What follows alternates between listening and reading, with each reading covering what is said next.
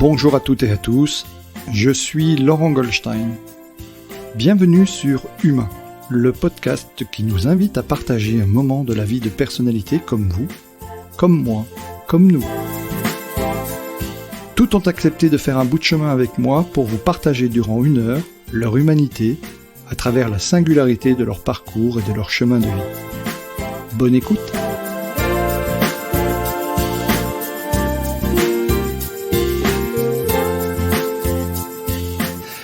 Bonjour Sophie Loubière. Sophie, je suis très heureux de faire ta connaissance parce que tu as accepté mon invitation de venir te voir à Paris pour ce nouvel épisode du podcast Humain.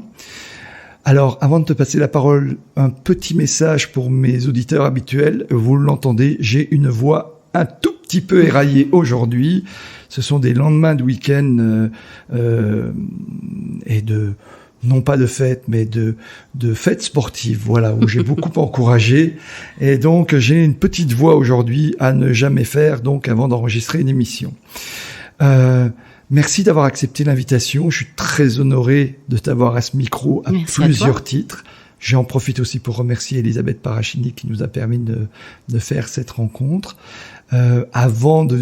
Pour débuter, tout d'abord, je vais te laisser te présenter pour les auditeurs qui ne te connaîtraient pas. Comment me présenter, c'est toujours difficile, hein, c'est une des questions les plus difficiles parce que on a envie de dire plein de choses et très peu à la fois. Alors je vais être très concise, je vais dire humaine, écrivain, petite fille dyslexique, 35 ans de radio, 20 ans d'écriture, un best-seller, quelques prix littéraires, 2 enfants, 2 amours. Ah, super. Ouais. Alors, oui, tu es une romancière à succès, on en reparlera un tout petit peu plus tard. Et notamment, on parlera de ton dernier ouvrage, De cendres et de larmes, qui est sorti en 2021 chez Fleuve Noir, donc il vient de sortir. Mais tu es un petit peu une surdouée, en tous les cas à mes yeux, puisque à 16 ans déjà, tu faisais de la radio. Oui, c'est vrai. Et alors, ce qui est encore plus remarquable, c'est qu'à 19 ans, tu étais déjà sur Radio France Nancy et très rapidement, tu animais déjà un premier magazine. Une émission de cinéma. Ouais. Et des films des années 40 en plus. Oui, alors il y avait 2 choses. C'est-à-dire qu'on m'avait confié des animations un peu estivales. Et je me souviens qu'on m'avait donné un titre d'ailleurs, puisqu'on n'avait pas le droit de choisir son titre à l'époque. Et c'est Michel Hutt, le directeur à l'époque de Radio France Nancy-Lorraine, qui avait décidé du titre et c'était « Prends ton bob et passe l'été avec nous sur Radio France Nancy ». C'était super bandant comme titre. Mais voilà, donc j'ai pris mon bob l'été et on m'a conservé sur la grille de rentrée en me proposant des émissions le week-end. Et évidemment, comme j'avais carte blanche, j'ai proposé des émissions de cinéma, un magazine de cinéma très traditionnel dans lequel je proposais des critiques de films que j'allais voir, forte de mes études de littéraire, option audiovisuelle et analyse de films, et passionnée de cinéma depuis l'enfance. Donc ça m'avait permis d'avoir une carte pour aller gratuitement au cinéma, ce qui était pas mal. Et puis, j'avais proposé une émission de fantaisie totale où je proposais à une personnalité lorraine de venir dans le studio recréer avec moi sur les bases d'un scénario, d'un résumé très court d'un film noir des années 30-40, d'imaginer une fiction radiophonique que l'on réalisait en direct avec un technicien en cabine qui s'arrachait les cheveux, puisqu'à l'époque il n'y avait pas d'enregistrement numérique, donc tous les bruitages, toutes les ambiances étaient sur des disques de bruitage très très difficiles à repérer, ou des bandes magnétiques. Enfin c'était très compliqué à mettre en place et donc pendant toute une année comme ça j'ai terrorisé bon nombre de techniciens de Radio France Nancy et Et donc j'avais invité des personnalités différentes, des musiciens, des comédiens, sur la base donc un petit résumé tiré des fiches de Monsieur Cinéma que je collectionnais dans des grosses boîtes. Voilà, j'ai fait mes premiers pas d'auteur de fiction radio comme ça, sans trop le savoir, en écrivant les répliques, en réalisant moi-même le fil de ces fantaisies. Il n'en reste rien, je n'ai conservé aucun enregistrement. Il y en a peut-être un seul, puisque je l'avais utilisé pour une maquette que j'avais envoyée d'ailleurs à France Inter. Mais voilà, tout ça s'est envolé, mais c'était passionnant, évidemment. Alors c'est celle qui t'a fait remarquer à France Inter, finalement, cette maquette, parce que dès 26 ans, tu remportes un concours qui avait été promu par Roland Dordain, c'est ça? Oui, en 92, Roland Dordain décide de mettre en place un concours de jeunes producteurs radio. Et il va dans le bureau de Pierre Bouteiller en lui expliquant son idée, une espèce de radio-crochet des nouveaux producteurs radiophoniques. Pierre Bouteiller le reçoit très gentiment, c'est son copain, il veut lui faire plaisir. Alors il sort de derrière son bureau un carton à l'intérieur duquel se trouvent plein de cassettes. Et il lui dit, tiens, amuse-toi, tu as peut-être... ton gagnant dans ce carton. En fait, tout ce qu'il recevait comme maquette atterrissait dans ce carton qu'il n'écoutait absolument pas. Enfin, pas le carton, mais les cassettes. Et il a eu le mérite de les garder. Oui, il les a gardées. Et Roland Dordain a récupéré ça comme un trésor. Et la première cassette qu'il tire de ce carton, c'est la mienne. Il l'écoute et il appelle tout de suite en plein été. Et c'est mon ex-mari qui décroche et qui entend la voix de Roland Dordain qui lui dit « Oh, mais si tout ce qu'il y a dans ce carton est du niveau de ce que fait votre épouse, alors c'est formidable, mon émission sera d'un très haut niveau. » Et donc je me suis retrouvée à faire comme ça, à essuyer les plâtres, à être de la première émission. Et je suis arrivée en finale, où j'ai appris énormément de choses. J'ai perdu et j'ai appris énormément de choses sur le monde de la radio. C'est-à-dire qu'à la fois, il est ce monde merveilleux où tout est possible en termes de créativité, d'invention, de rencontres. Et puis aussi, il est ce monde ingrat de relationnel, de cartes qu'il faut posséder. Et j'ai compris que tant que j'habiterai à Nancy, je ne pourrai jamais travailler à France Inter, puisque les 3 gagnants étaient des Parisiens. Et on m'a bien fait comprendre que si j'avais une adresse à Paris, ça faciliterait évidemment les choses. Donc l'année suivante, on m'a reproposé de participer pour la 2e session. J'ai accepté à la condition, j'ai posé ma condition à Roland Dordain, qu'il y ait un jury professionnel, un jury d'auditeurs et non pas que de professionnels. Et c'est évidemment le jury d'auditeurs qui m'a permis de gagner ce concours. Et là, tu as gagné. Ouais. Et à partir de là, ta carrière à France Inter a démarré. Oui, mais alors petitement, puisque Lorraine ayant gagné un concours, je vais être évidemment bizuté, moqué, placardisé par les gens de France Inter qui n'acceptent pas qu'on débarque comme ça sur leur antenne. Le prix, normalement, c'est de commencer par servir des cafés, balayer les studios, etc.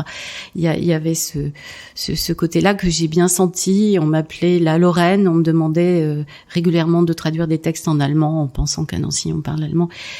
Il y a cette bêtise-là, de cette méconnaissance-là aussi de la géographie de notre beau pays. Et puis en même temps, des gens merveilleux qui m'ont tout de suite tendu la main, comme Claude Villers, par exemple, ou Jacques Santamaria. Ouais. Mais tu as, malgré cela, effectivement, fait une belle carrière à la radio, et puis tu as écrit des dramatiques. Oui. Tu en as même eu une qui a été, je crois, lue par Chabrol. Oui, c'est grâce à Jacques Santamaria, qui à l'époque était directeur des ateliers de création de France Bleu, qui va m'écouter dans le concours de Roland Dordain, qui est ami avec Claude Villers, lequel a eu vraiment un coup de cœur pour moi, pour mon travail. Et c'est une très belle histoire avec Claude Villers parce que on va nouer une relation, comment dire, à la fois épistolaire, littéraire. Et c'est très compliqué à trouver le mot exact. En fait, c'est comme deux anges qui se rencontrent, quoi. Il n'y a rien de sexuel, il n'y a que une forme de désir ou d'amour, voilà, complètement détaché de tout. Une âme sœur, quelque chose comme ça. Oui, quelque chose comme ça. Et je sais que Claude a vraiment été mon Pygmalion, puisqu'il m'a... Voilà le terme juste. Et oui, il m'a poussé à écrire, puisque je manquais terriblement de confiance en moi sur l'écriture littéraire. Donc, alors, justement, excuse-moi de te couper, mais je reviens à ce que tu disais tout à l'heure. T'as fait des études littéraires. Oui. T'as eu le bac très rapidement, très jeune. À 17 ans. 17 ans. Tu nous as dit tout à l'heure, je l'ignorais, que tu étais une ancienne dyslexique, ou peut-être encore. Oui. Donc, et tu vas vers le littéraire. Donc, qu'est-ce qui t'a amené là, en fait? Mes professeurs. Ouais. Mes professeurs de français, mon professeur de maths, qui était un type extraordinaire. Puisque les mathématiques sont très importantes pour forger l'esprit et nous aider à comprendre qu'on n'obtient rien dans la vie sans effort, y compris l'écriture, la rigueur de l'écriture. Et c'est ce professeur qui m'a tenu la main pendant 2 ans, puisque je l'ai eu en première et en terminale, à une période de ma vie très très difficile. Nous avons vécu dans ma famille des moments extrêmement douloureux, rapport à mon frère qui, dans les années 80, a contracté la sclérose en plaques, en fait. Et il était très jeune, il avait 17 ans, et à cette époque, on ne savait pas du tout soigner cette maladie. Donc, très très vite, il s'est retrouvé très handicapé, gravement handicapé. Et c'était difficile pour sa petite sœur, que j'étais, de le voir s'abîmer, descendre, sa voix qui tremble, ses mains qui tremblent, son corps qui ne tient plus debout, et moi qui continue mes études brillamment alors que lui redouble systématiquement toutes ses classes. Il y a un mélange d'effroi, de culpabilité, puisque pourquoi lui, pas moi, de honte, parce que pourquoi réussir alors que lui avait tellement de talent, de qualité. Et j'ai toujours un peu caché au fond de moi cette lumière que j'ai, ces capacités que j'ai. Vous dites surdoué, souvent c'est drôle, j'aime beaucoup ce mot-là parce que en général, on me traite plutôt de touche à tout. Ouais. C'est une façon de rabaisser, de rabaisser, surtout les femmes en général qui sont des touches à tout. Mais oui, je pense que surdoué, ça veut dire qu'on est doué sur pas mal de choses. Ça veut pas dire qu'on a la science infuse et qu'on fait tout très bien. Non, on fait plein de choses mal, mais il y a beaucoup de choses qu'on fait bien et donc on y arrive parce que non pas parce qu'on est doué, mais parce qu'on a bossé. Oui, c'est ça. C'est juste le boulot. Le terme était inapproprié. Je pense à Yves Richet qui m'entend peut-être et qui, dans son émission, qui est docteur en sémiologie, et on a beaucoup discuté de ça. Et effectivement, il y a surtout beaucoup de travail puisque c'est de l'acquisition des compétences. Alors, on y reviendra un petit peu plus tard, si tu veux, dans l'énergie qui te meut finalement. Mais tu viens déjà de nous donner. Merci pour ce retour, une des clés. Tu as donc travaillé, tu as eu ton bac rapidement, jeune, on va dire, voilà, certains. Et parce que en plus c'était de la fin d'année, voilà. Oui. Et décembre. Voilà. Oui, mais je suis née en 66 et je suis Sagittaire.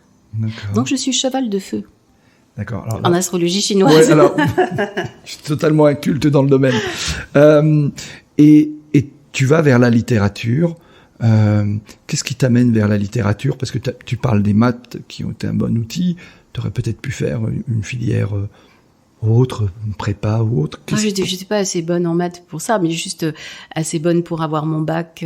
J'étais en littérature. En A1, c'est-à-dire littéraire mathématique. Hein, L pour les plus jeunes. Voilà, avec un renforcement maths et sciences assez important, ce qui m'ouvrait toutes les filières en fait. Mais dès le départ, il y avait 3 filières qui m'intéressaient. Le droit, mais j'estimais avoir une trop mauvaise mémoire pour faire le droit. Et puis j'avais pas envie de défendre des coupables. Enfin, des horribles personnes. C'est intéressant parce que dans l'émission de Carole Gessler, elle dit exactement la même chose. Ouais. En fait, elle dit qu'elle aurait, ou peut-être une de ses vocations aurait été celle d'avocat, et elle s'est rendue compte que l'avocat ne défend pas toujours que de gentilles personnes. Oui, parce que ma mère était éducatrice spécialisée en milieu ouvert, elle s'occupait d'enfants en grande difficulté, de cas d'inceste, de choses très graves, et donc voilà, je me voyais pas défendre des parents, par exemple, qui auraient eu des comportements avec leurs enfants totalement déplacés. Et la troisième voie, c'était le dessin. J'avais pris option beaux-arts, enfin je voyais les beaux-arts en perspective parce que j'étais très douée en dessin, en peinture, en collage. J'avais un Pygmalion aussi en dessin qui était mon prof de dessin, monsieur on l'appelait le Gaulois, monsieur Gosserez. Un type extraordinaire qui faisait lui-même de très très belles choses.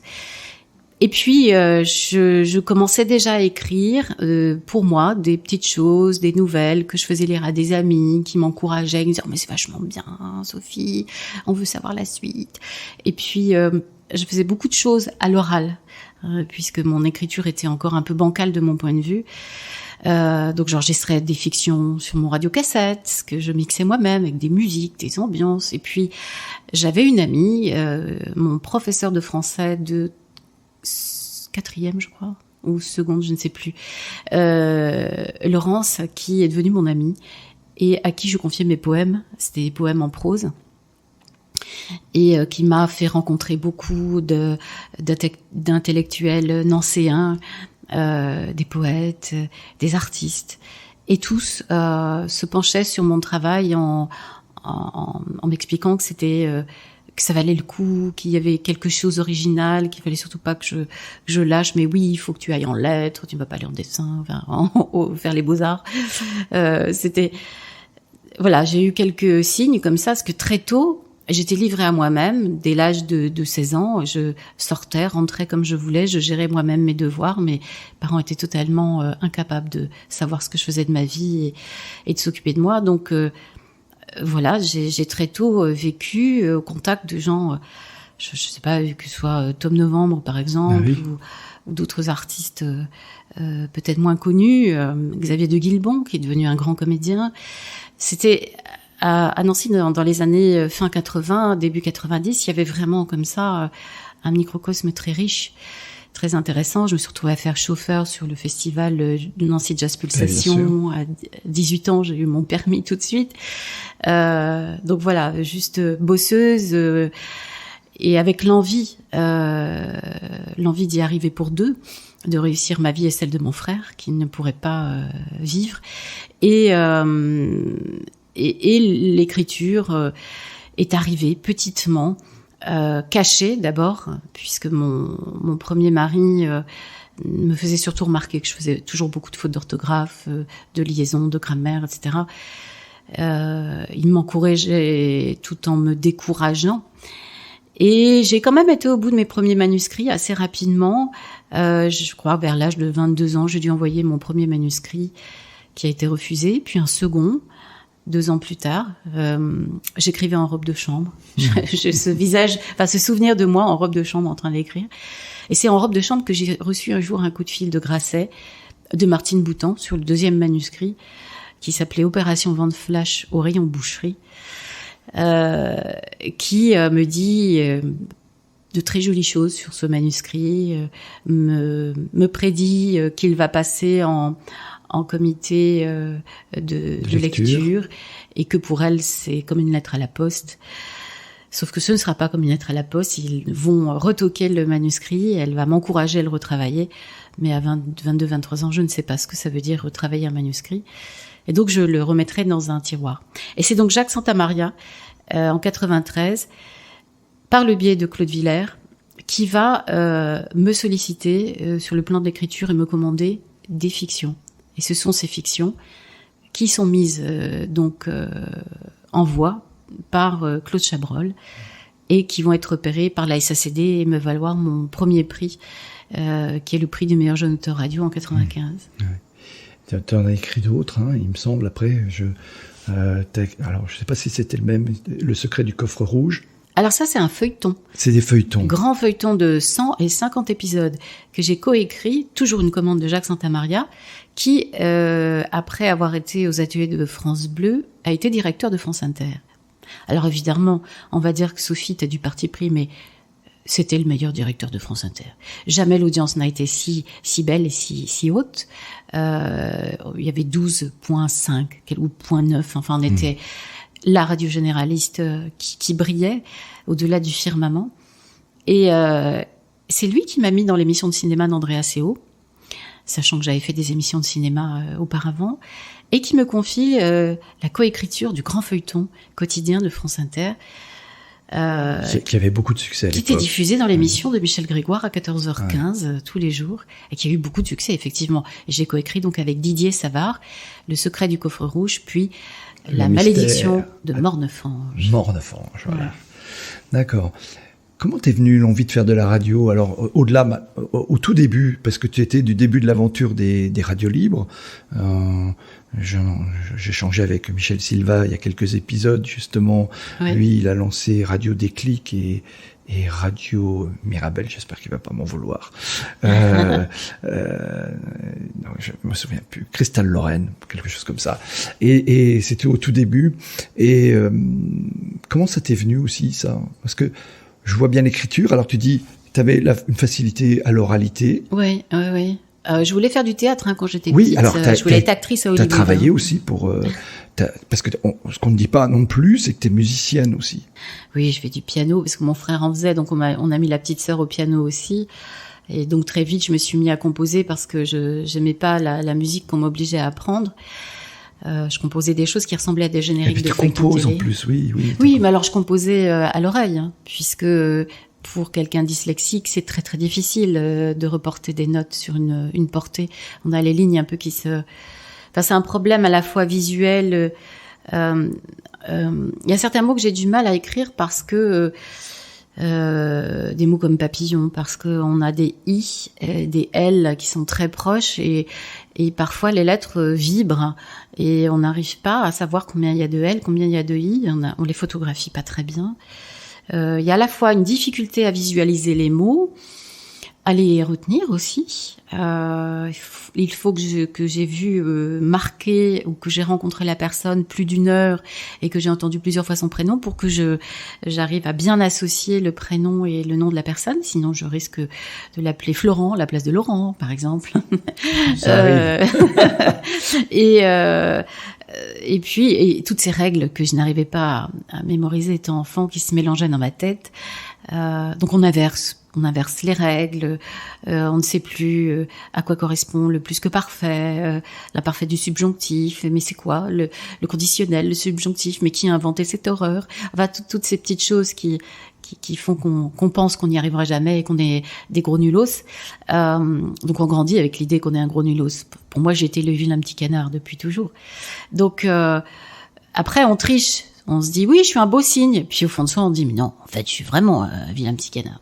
Il m'a fallu 50 ans pour comprendre que j'étais un beau cygne. Mais bon, voilà, c'est long. Et une belle carrière aussi. C'est long. Mais pourquoi autant de validation, quoi? Si je l'avais su tout de suite, ça aurait été tellement plus simple. Parce qu'on en rencontre sur son chemin beaucoup de gens qui ont tendance à être un peu jaloux. Et moi, j'imagine pas que ça existe, la jalousie. Je pense que c'est que dans les feuilletons ou les dessins animés comme Candy. Je pense que l'humain n'est pas du tout un être jaloux. Ce n'est juste qu'un être généreux qui me veut que du bien. Et le nombre de personnes qui m'ont dit, Sophie, oui, à 16 ans, tu fais de la radio, t'as la grosse tête, voilà. Donc, mais non, je suis pas la grosse tête. J'ai juste besoin d'oublier ce qui se passe dans ma famille tous les jours, et je m'éclate. Et donc, voilà, être heureux. Et il y avait une émission très sympa que vous animiez le mercredi après-midi, puisque tu le disais, tu avais 16 ans. Bleu Citron, oui. Ouais. J'étais Tata Sophie. Ouais. Oui, avec Jérôme Anthony. Ouais. J'ai fait énormément de radio, mais en fait, comment c'est venu la radio pour répondre à la question très simplement, c'est que j'ai écouté la radio sur ma petite chaîne stéréo. Je suis tombée sur des voix de personnes qui semblaient à peine à quelques kilomètres de chez moi.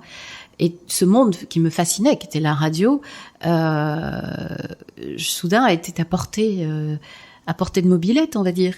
Donc voilà, j'ai appelé, j'ai demandé si je pouvais assister à une émission. J'ai pris ma petite mobilette. J'ai assisté à une émission avec une amie qui venait de Paris et qui, dès le lendemain, m'a encouragée à faire une maquette. On a fait la maquette toutes les deux. Elle est repartie à Paris. J'ai présenté la maquette. J'ai été reçue. On m'a fait faire un bout d'essai et j'ai découvert que j'avais une voix. Et c'est comment il s'appelait, Freiburger, on l'appelait le Freb, ouais, Freiburger. Alors ils sont deux. Il y a Dominique et lui, je sais plus. Voilà, cette dyslexie. Donc Dominique, c'est le frère. Et c'est le Fred qui m'a qui a découvert que j'avais une voix. C'était le technicien qui faisait un peu tout, il réparait, il faisait la programmation. Bon voilà, je suis rentrée comme ça à Radio Anthracite Stéréo, qui est devenue Radio Agora. Et puis j'ai été débauchée par Pascal Matija, qui m'a fait venir sur Rocking Chair. Et puis après, j'ai fait plein d'autres radios. Alors donc parallèlement en plus de l'écriture, de la musique, de la radio, t'as fait aussi du théâtre? Oui, j'ai fait du théâtre. Mais ça, c'était un rêve d'enfant. Mon père était comédien. J'entendais sa voix à la radio, sur Radio Lorraine. Avant d'être Radio France Nancy, c'était Radio Lorraine. Il enregistrait des fictions.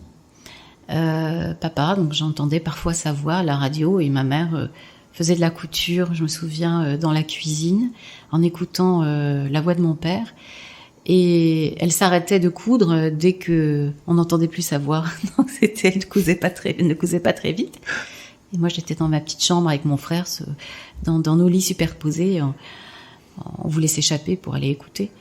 Et je voulais être comédienne. Je voulais réussir la carrière que mon père avait dû arrêter pour élever ses enfants.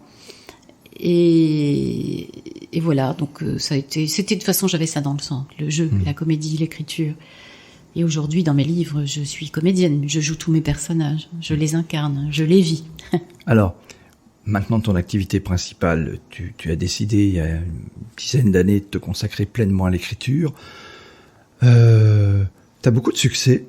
Je vais revenir un peu plus tard sur le succès, mais revenons sur le goût du polar. Ça t'est venu comment? Est-ce que c'était les vieux films américains? Parce que dans les polars, oui, c'est un art particulier en littérature. Et on échangeait tout à l'heure en avant-propos, je parlais de ton roman Black Coffee qui m'a été offert et que tu m'as dédicacé il y a quelques années. Offert par Elisabeth? Elisabeth, oui, je remercie encore une fois, et qui me l'a offert. Et il y a un voyage, c'est intéressant. Mais ce qui me surprend toujours dans les polars, c'est que, alors c'est tout le principe du polar, c'est qu'il faut aller à la fin pour avoir la vérité. Mais d'où ça t'est venu, cette envie de faire du polar, en fait? Comment ça vient? Ça vient d'une lectrice totalement amoureuse d'Arsène Lupin, passionnée par le Club des 5, Alice Détective, et aussi parce que j'ai vu, je crois, à l'âge de 6 ans, sur la télévision en noir et blanc, ça tombait bien, c'est un film en noir et blanc, de notre salle à manger, La maison du Dr Edwards, Spellbound d'Hitchcock, avec Ingrid Bergman, Gregory Peck. C'est de mon point de vue, un des films les plus réussis d'Hitchcock, peut-être dans sa simplicité, dans son ingéniosité visuelle, dans cette idée formidable de convoquer Salvador Dali pour dessiner les séquences des rêves de Gregory Peck, du fameux Dr Edwards. Et il y a énormément d'astuces visuelles et surtout la musique incroyable de Miklos Rocha qui m'emporte toute petite. Et la scène finale, ce montage très cut en parallèle d'une descente de ski, des rails de ski, on va dire des rails, des traits noirs du ski dans la neige, et d'une descente d'escalier et des grilles pointues en bas de l'escalier de pierre, un escalier extérieur. J'en dirai pas plus pour ceux qui n'ont pas vu le film. Ce film, en fait, a en lui tout ce qui tout ce qui est moi. La culpabilité de Grégory Peck, la culpabilité du survivant, la culpabilité du survivant par rapport à son frère, la culpabilité de quelque chose dont on l'accuse et dont il ignore tout, mais il accepte cette culpabilité. C'est ma dyslexie. Je l'ai, je ne sais pas pourquoi, mais j'accepte d'être coupable et donc de payer le prix. Et Ingrid Bergman, une femme qui veut à tout prix sauver les hommes malades contre eux-mêmes. Donc ces hommes malades, eh bien ce sera mon frère, ou ce sera peut-être ce garçon dont je tombe amoureuse parce qu'il a mal au genou, ou ce sera peut-être mon premier mari parce qu'il est tellement mal dans sa peau qu'il n'arrive pas à finir les tableaux qu'il peint. Cette femme qui est prête à se jeter derrière les barreaux pour sauver un homme, et qui a une énergie folle, et dans l'amour et dans la passion, voilà. Et la psychanalyse, qui va être chez moi toujours le moteur qui va amener tel ou tel personnage, comme dans 5 cartes brûlées, par exemple. Mmh. Tout est dans la tête des personnages. Tout est dans ma tête. Et pour avoir fait un travail pendant quelques années avec un psychothérapeute qui m'a aidé à calmer la colère de cette petite fille qui était en moi, qui m'empêchait de m'épanouir. Voilà, je crois que tout est là. Tout est dans l'enfance. Tout est dans ce qui nous fait avant même que l'on naisse. D'accord. Donc le polar, l'envie de faire du polar, ça t'est venu de là, en fait, tu l'identifies à ce moment-là ou à partir de là, tout ce que je vais écrire, ou les nouvelles que tu écrivais avant étaient déjà un peu orientées de cette manière-là. Ah oui, et puis en fait, les nouvelles que j'écris sont commandées par quelqu'un qui me demande du noir. Ouais. Ce que demande Jacques Santamaria pour Claude Chabrol, ouais. C'est de suivre un cahier des charges très simple, c'est 3 pages, un mort. Voilà. D'accord. Donc, un mort, forcément, c'est noir. Le côté énigme, c'est quelque chose qui me passionne aussi parce que j'ai lu évidemment beaucoup d'Agatha Christie, beaucoup d'Arthur Conan Doyle aussi, mais Arsène Lupin. Essentiellement Arsène Lupin, j'ai tout relu au moins 2 ou 3 fois parce que les énigmes, les astuces sont formidables. Elles sont aussi intéressantes et subtiles que celles que Conan Doyle va imaginer pour Sherlock Holmes. Et puis là, et j'aime le personnage de séducteur. Je connais pas du tout Sherlock Holmes. C'est pas un homme à femme. C'est un homme qui n'aime pas les femmes. Donc c'est pour une petite fille plus facile de s'identifier à un séducteur et aux femmes qui vont évidemment être autour de lui. Et mon roman préféré, c'est L'île aux 30 cercueils, dans lequel Arsène Lupin apparaît de façon extrêmement symbolique en fin du roman, et dont le personnage principal est une femme. Mmh. Donc, en tant que petite fille, je vais beaucoup, évidemment, m'identifier à tous ces personnages féminins qui mènent les enquêtes, mais aussi aux hommes, à Arsène Lupin. Je m'identifie, par exemple, dans des séries télévisées, à des acteurs comme Robert Conrad, qui joue James West dans Les Mystères de l'Ouest. Je pense que je suis Robert Conrad. Et en même temps, je suis amoureuse de lui. J'aimerais qu'il frappe à la porte de l'appartement au 9e étage de mon immeuble pour me dire, viens, je t'emmène, nous allons ensemble résoudre une énigme dans l'Ouest. Voilà, je suis une petite fille rêveuse et je m'endors en rêvant à tous ces personnages qui me font rêver. Ça veut dire que ta grande culture, finalement, littéraire, et en particulier dans ce type de littérature, est-ce que derrière tu t'as aidé peut-être à développer une technique ou finalement quelque chose qui te permet de construire tes histoires ou tes romans? La littérature policière, elle est je pense, 50% instinctive et 50% politique et historique. Quand on écrit un roman, on va l'ancrer dans une actualité, dans une période précise. Et à partir de là, on a tous les outils à notre disposition pour savoir si on va aller vers un roman sociétal, si on va plutôt être sur un huis clos, travailler autour d'un personnage, parce qu'à cette époque, la situation pouvait amener la situation politique ou économique et sociale pouvait amener ce genre de profil à se développer.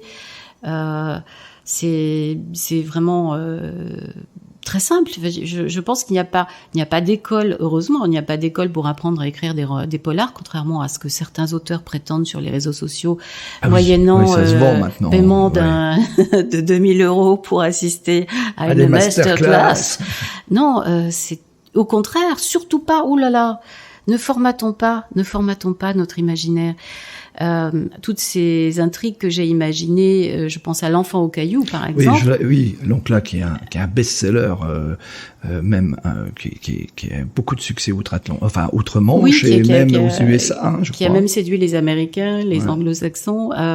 C'est simplement l'imbrication de deux faits divers et un personnage fort qui est inspiré de ma mère. Oui, alors j'allais y venir justement parce que L'Enfant au caillou, quand tout à l'heure tu m'as parlé de ta maman qui était éducatrice spécialisée, ou peut-être travailleur social de manière générale, donc je me suis dit ça y est, je vois le lien. Il y a une part de réel dans ce roman.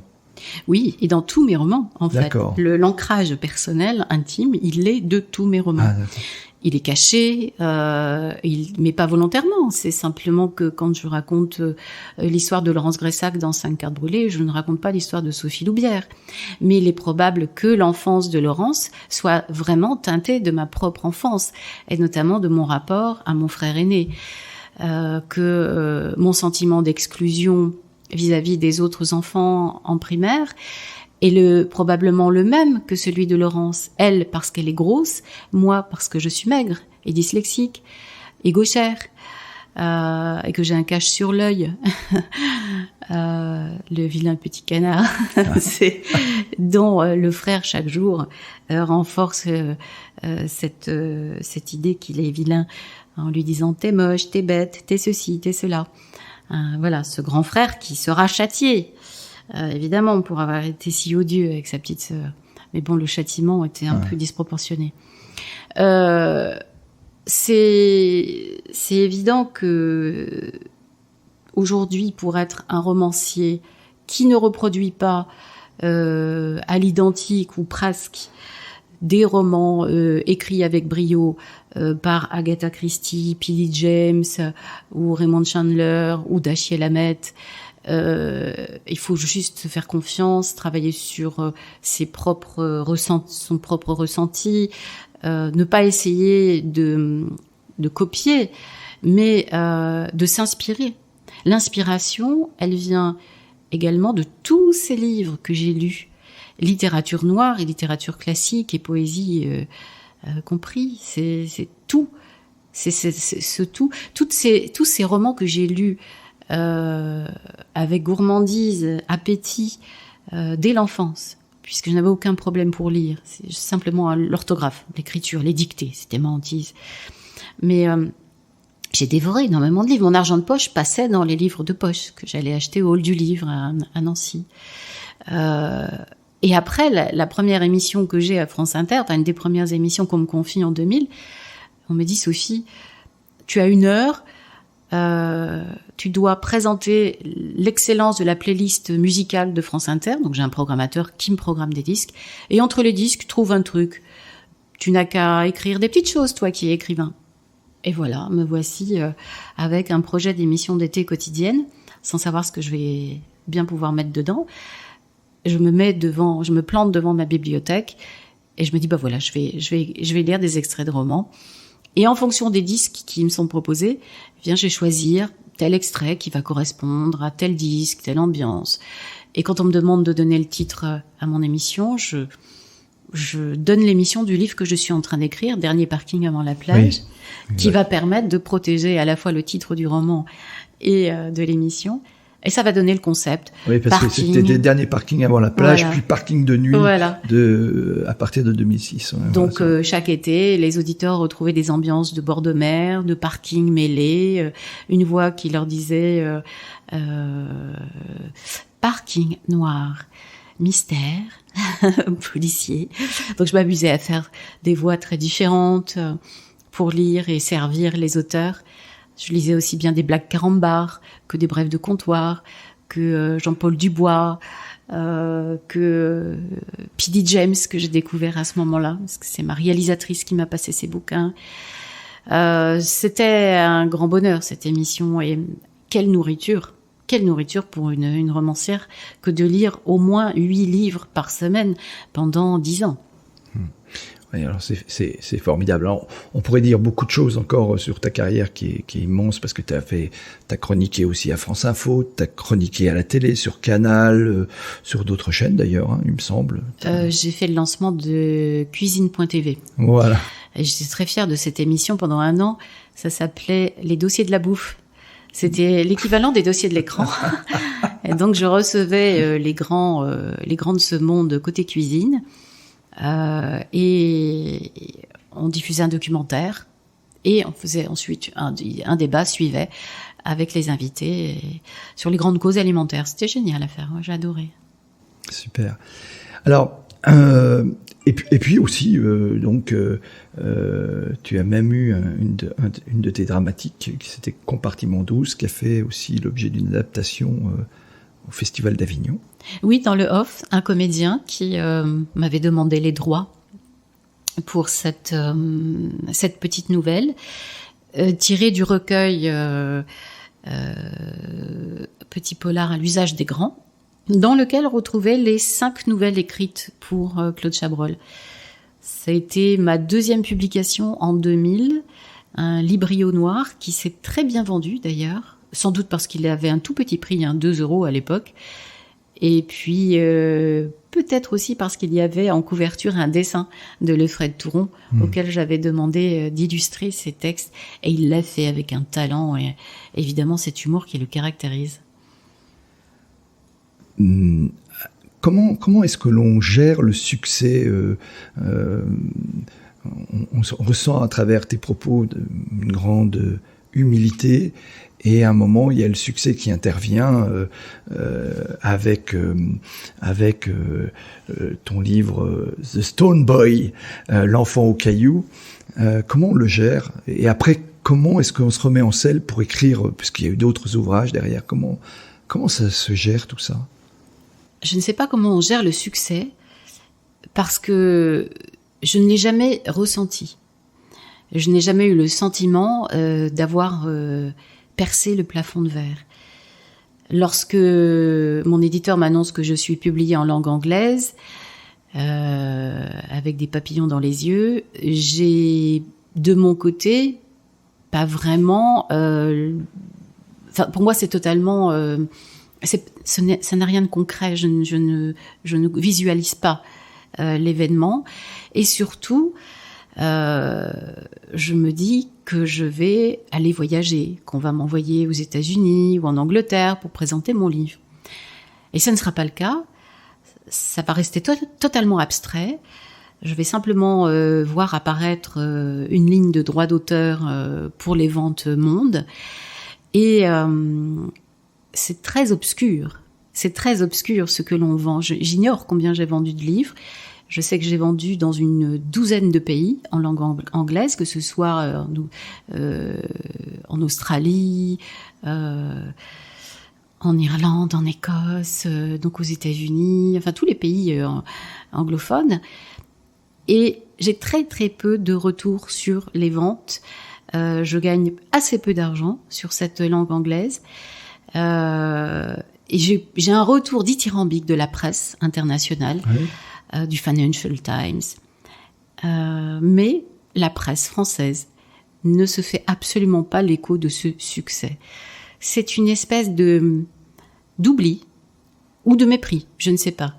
Je ne veux pas savoir. Mais toujours est-il que, à partir du moment où j'ai arrêté de faire de la radio en 2010, quelque chose n'est pas passé au niveau des journalistes. comme si je n'avais pas le droit d'être romancière à plein temps, d'être authentiquement romancière.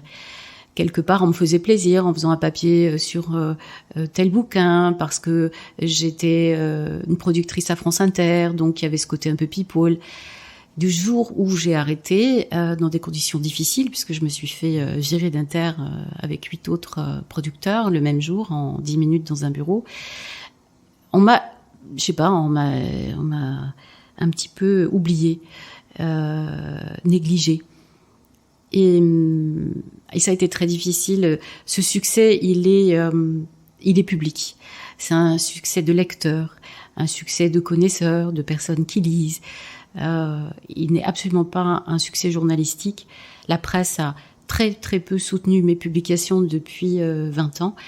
L'année dernière, pour le prix Landerneau, j'ai eu de très beaux papiers. Et là, je remercie les journalistes d'avoir ouvert cet ouvrage et d'en avoir fait de beaux échos. Cette année, sur Deux cendres de larmes, je n'ai absolument aucun papier. Pourquoi ? Alors j'ai réfléchi parce que je suis pas la seule. Ça arrive apparemment à tous les auteurs qui ont eu un prix à une période où tout le monde était mal. Avoir le Landerneau l'année du Covid, c'est la pire poisse qui puisse vous arriver. Le prix est confiné, au lieu d'être proclamé juste avant Quai du Polar au mois de mars. On le retient. Il sera annoncé par une dépêche AFP mi-mai, juste après le déconfinement. Au moment où les librairies ouvrent à peine, sont encombrées de cartons, de livres invendus, etc. Donc mon livre va mettre 3 semaines à rejoindre les rayonnages, puisqu'il avait disparu des rayons. Ce n'était plus une nouveauté au mois de mai. Et beaucoup de commandes vont être annulées, puisque le livre est trop long à venir. Un Landerneau, c'est 100 000 en général. Entre 10 000 et 100 000. 10 000, c'est vraiment le plus bas Landerneau. Donc voilà, je me suis retrouvée dans la fourchette basse. Ce qui n'est pas dramatique. Ce qui est plus dramatique, c'est que le prix Landerneau, c'est le prix remis par les libraires des centres culturels Leclerc. Et qui était ouvert pendant le confinement et vendait des livres ? Les centres culturels Leclerc. Donc j'ai reçu le prix des ennemis des libraires en 2020. Évidemment, les libraires ne m'ont pas vraiment mis en avant cette année-là. Le prix Landerneau était un petit peu dans un petit coin caché, ce qui explique aussi cette situation. Et puis, quand on a eu un prix donc important, les journalistes n'aiment pas refaire 2 fois un papier sur le même auteur. Et certains se disent, c'est bon, on a fait un joli papier l'année dernière, pas tous les ans tout de même. Il y a ce côté, ce sont eux qui gouvernent. Il ne faut pas l'oublier. Parle-nous de ton dernier roman, donc, de Cendres et de larmes, sans trop en dévoiler. Oh, ça, c'est rare qu'un auteur dévoile trop de son livre. Ouais, c'est pour ça. Mais parle-nous-en un tout petit peu et allez, de quoi il traite. De cimetière. Ouais. Je n'ai pas encore eu le temps de le lire, oui. Je les auditeurs. Alors, on aime beaucoup ses livres, c'est sûr. Un auteur, s'il n'aime pas son livre, c'est qu'il a envie de se suicider ou d'arrêter sa carrière. Mais De cendres et de larmes est très puissant et résonne beaucoup en moi parce qu'il va toucher. Il va toucher à la vie, il va toucher à la mort dans tout ce qu'elle a de plus concret et tout ce qu'on n'a pas envie de voir. Donc cet aspect qui concerne l'enterrement, ce que devient le corps, et en même temps, ce que la mort a de merveilleux et de paisible. Ça reste un polar, malgré tout. C'est un roman noir. C'est un roman C'est noir. pas du tout un polar. C'est-à-dire qu'il n'y a pas d'enquête policière, il n'y a pas de flics. Et d'ailleurs, dans mes romans, il y a très peu d'enquêtes policières, à part les premiers. J'étais encore très influencée, très teintée par mes lectures. Mais mes romans sont vraiment des romans noirs. C'est-à-dire tournés vers la société, tournés vers ce qui nous démange, ce qui nous fait mal, en travaillant sur des faits réels. Là, ce qui a déclenché l'écriture de Cendres de larmes, c'est un fait réel, un infanticide qu'on découvre dans les toutes dernières pages du livre, d'une violence inouïe, et sur lequel je voulais absolument me positionner pour dire oui, ça existe. Attention, ça existe parce que la société devient complètement folle. Et pourquoi elle devient folle ? Ce roman nous l'explique. On a un mari qui est jardinier municipal, très heureux dans son couple, un papa poule qui s'occupe de ses 3 enfants, même du grand qui n'est pas de lui, très amoureux de sa femme. Elle est sapeur-pompier volontaire au sapeur-pompier de Paris, dans une caserne dans le 12e. Et le problème, c'est qu'ils habitent un appartement tout petit et que tout le monde on se marche les uns sur les autres. Seulement, il a vraiment un piètre revenu et assez peu d'ambition dans la vie. Mais il se dit quand même qu'il faut qu'il fasse quelque chose. Et quand il a la possibilité d'obtenir le poste de conservateur du cimetière de Bercy et d'intégrer le logement de fonction, qui est une très jolie maison de 200 mètres carrés, avec 5 pièces, donc une chambre pour chacun des enfants, il se lance. Le voilà devenu gardien de cimetière et sa femme, elle sauve les gens, elle est sapeur-pompier. Donc on a quelque chose d'intéressant entre l'homme tourné vers la mort, la femme tournée vers la vie. Et puis, dans cette maison, très vite, on va s'apercevoir que on met en place un système qui est assez proche de celui que l'on vit en ce moment, c'est-à-dire ce confinement, avec des fenêtres qui sont tournées vers la mort, puisque cette maison, elle est dans le cimetière. Donc toutes les fenêtres de cette maison, de ce pavillon, donnent sur les tombes. Et les enfants ouvrent et ferment leurs volets en regardant des tombes. Évidemment, chaque enfant va réagir en fonction de sa fantasmagorie, de sa sensibilité. On a la petite Anna de 5 ans qui fait de ce cimetière un terrain de jeu à tout son imaginaire, à ses poupées. On a Elliot, le petit froussard, le petit rouquin un peu rond, qui lui est terrorisé par l'obscurité. Et donc évidemment, ce cimetière, c'est terrifiant pour lui.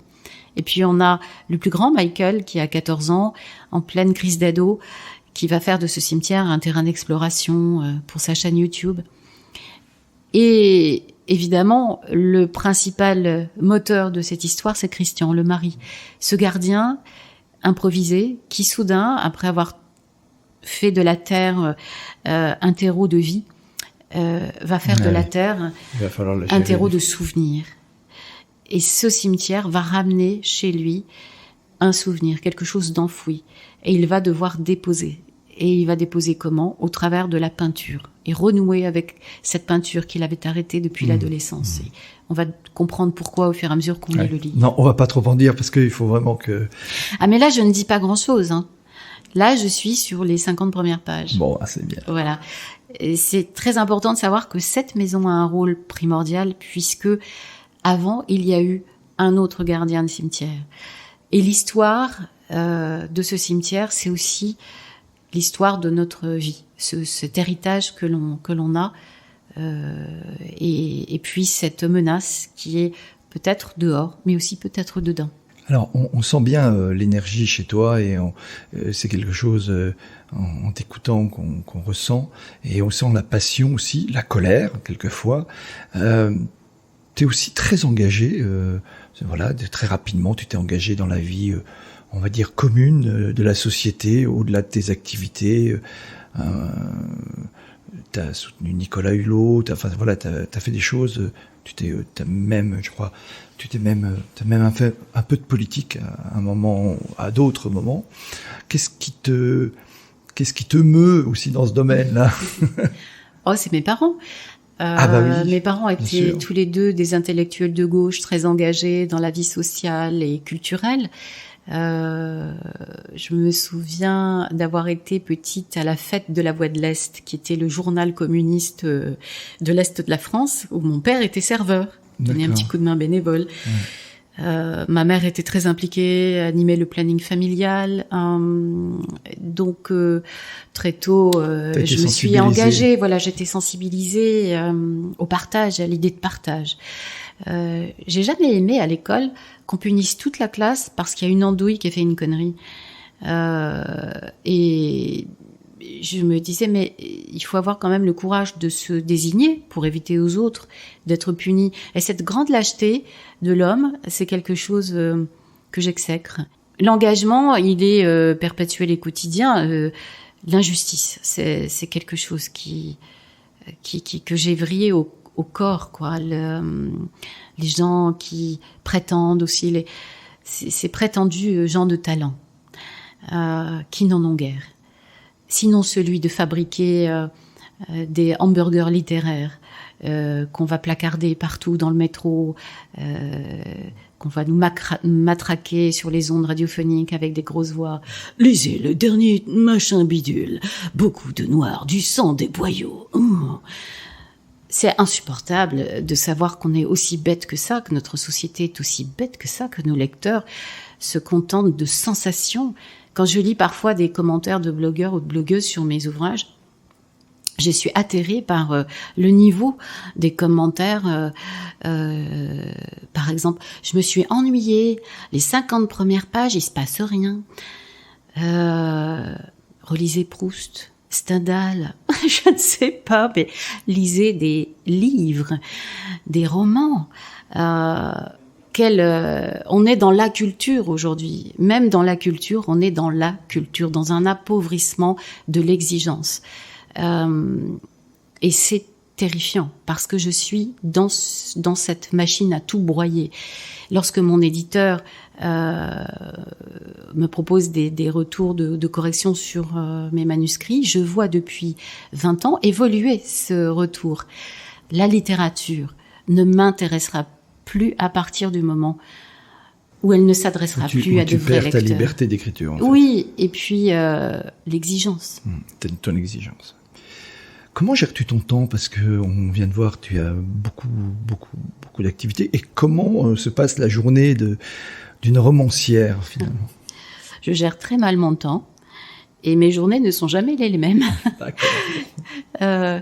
Alors je pourrais la jouer très romancière en vous disant, alors chaque matin, je me réveille à l'aurore, je bois un thé vert, acheté dans une petite boutique du fin fond de l'Inde, lors d'un précédent voyage que j'ai fait avec tel auteur, c'était merveilleux.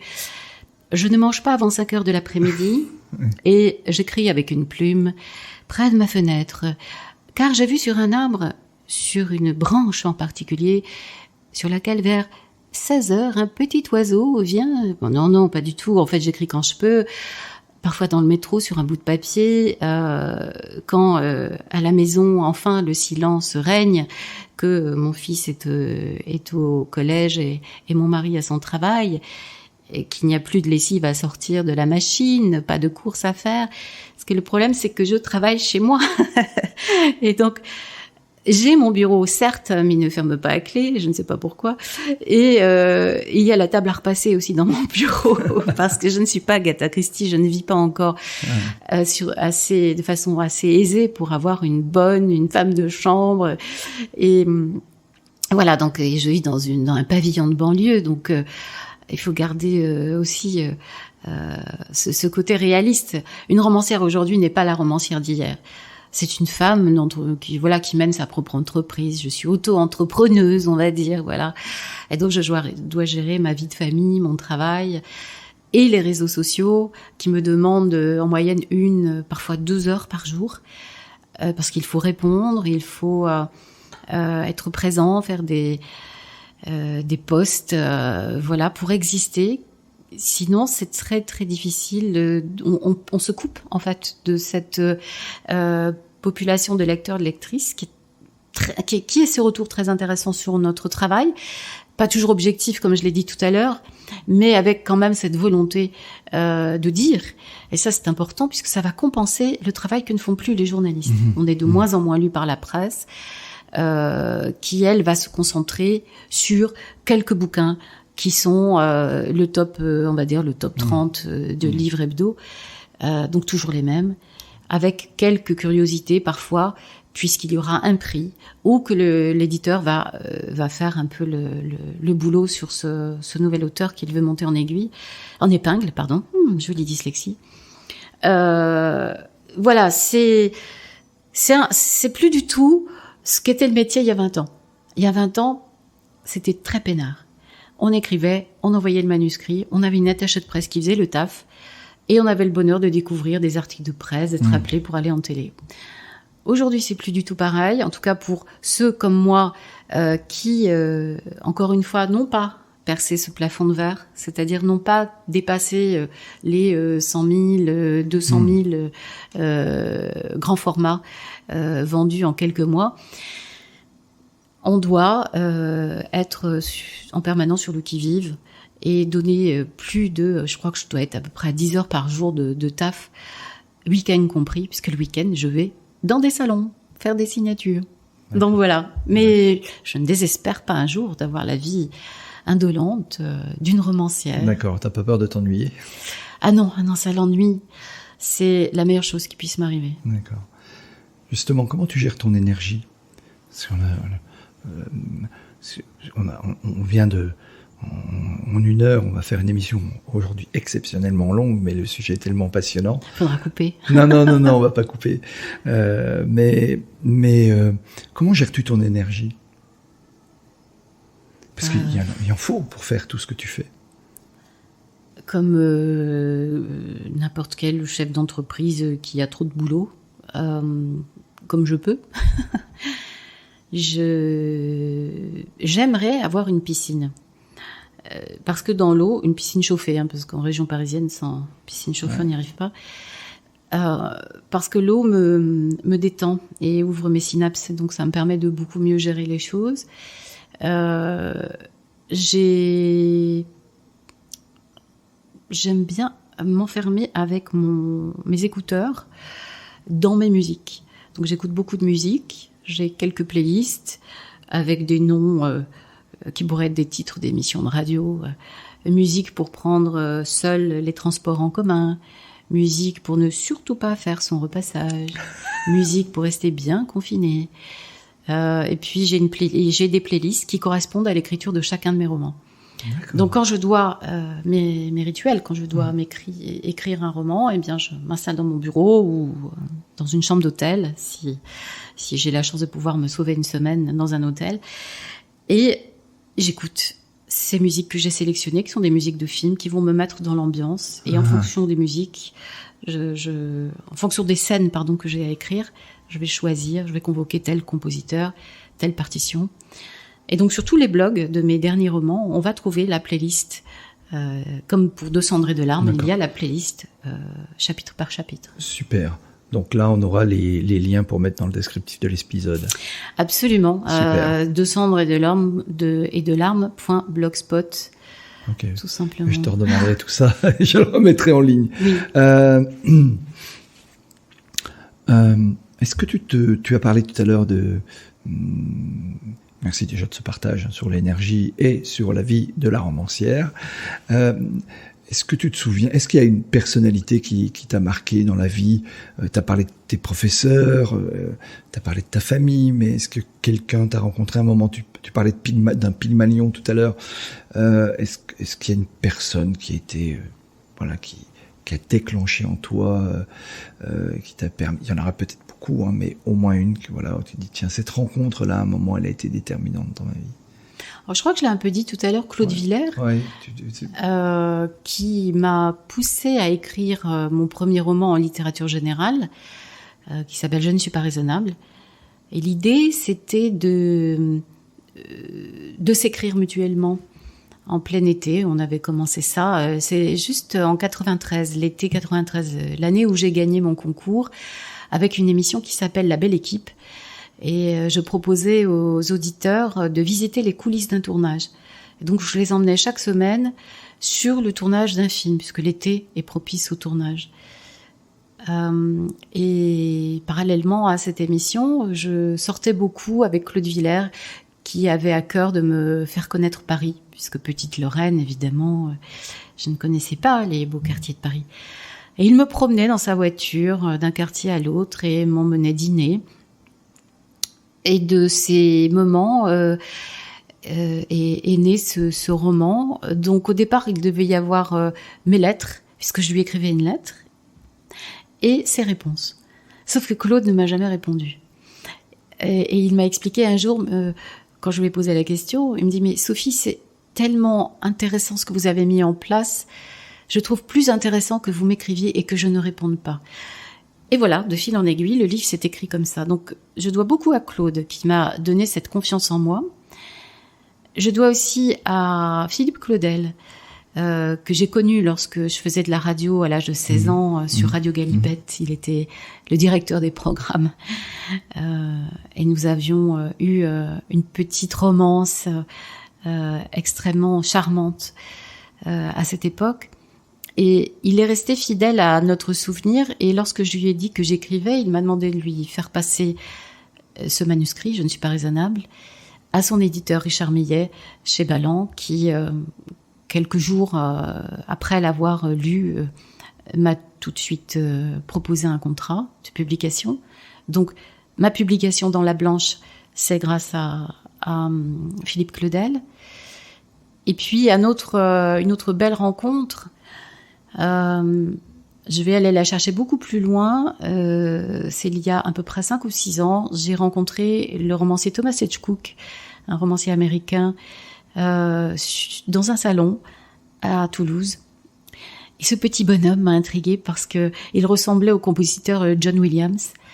Petit, avec des cheveux blancs, une petite barbe blanche. Il avait l'air tellement sage derrière sa table et il avait l'air de s'ennuyer tant que je suis venue parcourir les couvertures de ses livres et j'ai pris la couverture que je trouvais la plus intéressante, celle d'une maison abandonnée au milieu des blés aux États-Unis. Et ça s'appelait... Comment ça s'appelait ce livre ? Alors le titre américain c'est Into the Web. Voilà, pardon, je ne retrouve plus le titre français. C'est peut-être Les vestiges du passé ou quelque chose comme ça. Enfin bref. Et je lui demande une dédicace, je discute un tout petit peu en anglais avec lui.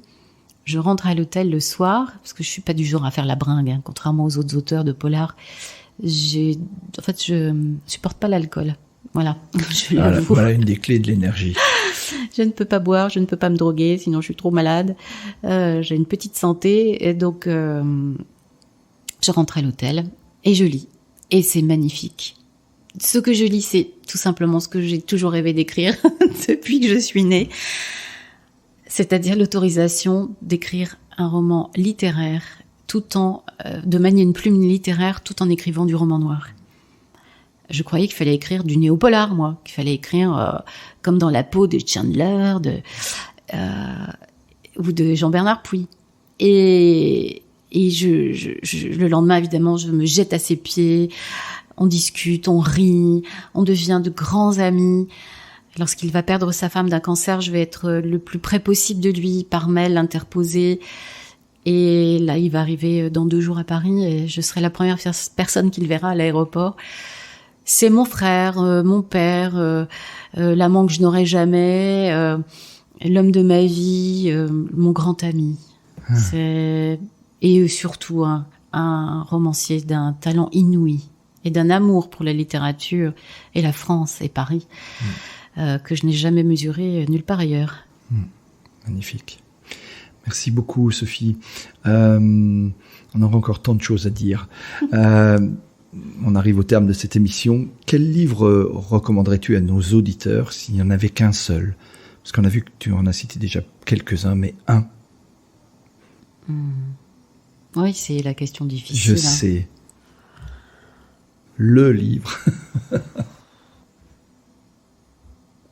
J'hésite entre 2 romans. Après la pluie, le beau temps, de la comtesse de Ségur, et Les Malheurs de Sophie.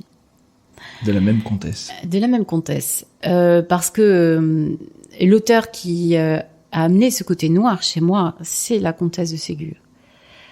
Celle qui écrit sur les pires sévices que des enfants et les pires injustices que les enfants puissent subir, c'est la comtesse de Ségur. Donc j'ai été formatée par les lectures de tous ces ouvrages que ma mère adorait et que chaque soir, elle nous lisait, mon frère et moi. Et je pense qu'elle a dû lire Les Malheurs de Sophie avec une délectation particulière, comme si quelque part, Elle voulait me dire, tu vois, tu es cette vilaine petite fille, méchante avec les animaux. Et elle était tout le contraire de ce que j'étais. Moi, j'adorais les animaux. C'est mon frère qui, lui, torturait les animaux. Ça lui arrivait, oui, de faire des choses horribles aux animaux. Alors, pas horribles au point de leur couper la queue, mais je le raconte dans Sainte Carte Brûlée.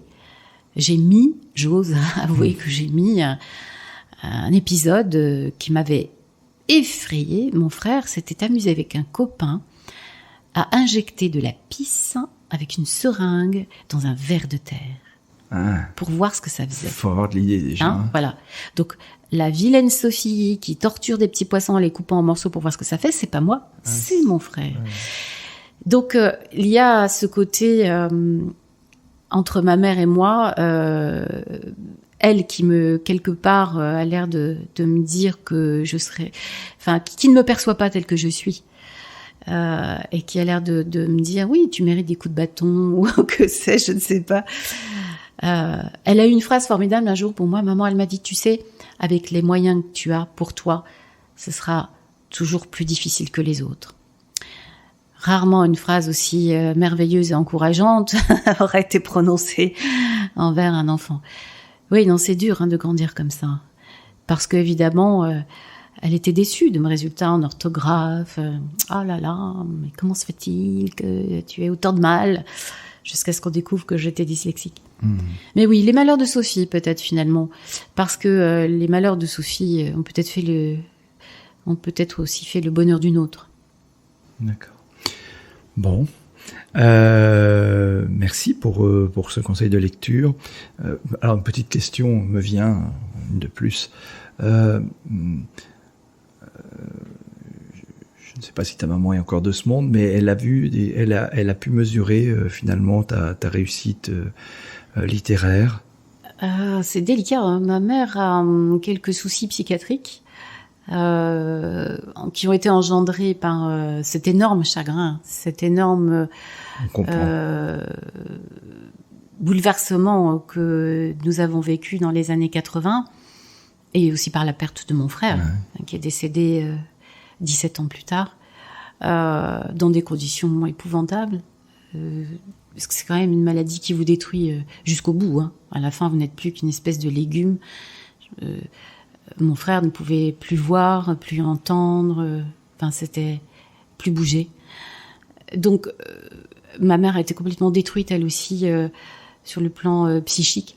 Et elle s'est réfugiée dans une forme de paranoïa qui la protège de toute réalité et de tout ce que la réalité a d'obscur et d'insupportable. Et je suis donc dans cette espèce de reconstitution de son réel. Alors, elle ne lit pas mes livres. Elle avait lu L'enfant au caillou et m'avait dit qu'elle avait beaucoup aimé le personnage. Mais elle m'a dit dernièrement, j'ai reçu, parce que voilà, elle reçoit des choses, on lui parle. J'ai reçu que je ne devais plus te lire. Voilà. Mais je crois qu'elle est très fière au fond d'elle-même, de ma carrière. Voilà. Ça fait partie des frustrations de ma vie. Mon père est décédé également avant que j'aie réussi à asseoir ma carrière, mais il était très fier de ce que je faisais en radio et aussi de mes premiers écrits. Donc, c'est important, certes. Mais je pense que le plus beau retour, c'est le lecteur. C'est vraiment lui, elle, qui me tiennent la main. Sans eux, j'aurais arrêté depuis longtemps, comme je vous le dis. Je ferais des confitures et je jardinerais. Merci beaucoup, Sophie. Merci beaucoup pour ce partage, pour la confiance et pour la chaleur que tu as mis dans cet entretien. Et c'était je crois que non, oui, absolument, l'humain. Oui, l'humain et nos auditeurs, je pense, seront ravis de ce moment. La dernière question, avant que je te laisse le mot de la fin. Qui me recommanderais-tu d'inviter ou qui penses-tu que je pourrais inviter à ce micro? Il y a pas grand monde que je ne pourrais pas recommander, puisque c'est une émission dans laquelle j'aimerais inviter tous les gens que j'aime, tous les gens de talent aussi. Alors je vais proposer Bernard Gabet. Ah, mais qui est Bernard Gabet, Sophie? C'est la plus belle voix française de doublage, une voix de livre audio, un ami, et la voix de Desmond Gebler, puisque c'est lui qui lit Black Coffee. Parce qu'on n'a pas parlé des livres audio, mais je continue à faire de la radio, entre guillemets, du micro, puisque j'enregistre mes propres livres. Et lorsqu'il y a une double narration, je la propose à Bernard Gabet. D'accord. Voilà, Bernard Gabet, donc qui lit aussi 5 cartes brûlées avec moi. D'accord, génial. Merci beaucoup, l'invitation est lancée. Tu as le mot de la fin pour conclure cette émission exceptionnelle. Que la vie continue. Ben voilà, envers et contre tout. Envers et contre. Merci beaucoup, Sophie. À très bientôt. Merci à toi. Merci d'être venue.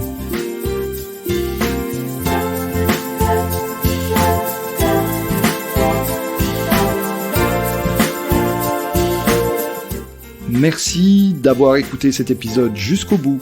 Si ce podcast vous a plu, n'hésitez pas à en parler autour de vous et à le partager. Pensez aussi à nous soutenir en mettant une note, un commentaire et à vous abonner sur votre plateforme de podcast préférée. Vous trouverez les liens liés à cet épisode dans la description. À la semaine prochaine pour une nouvelle rencontre.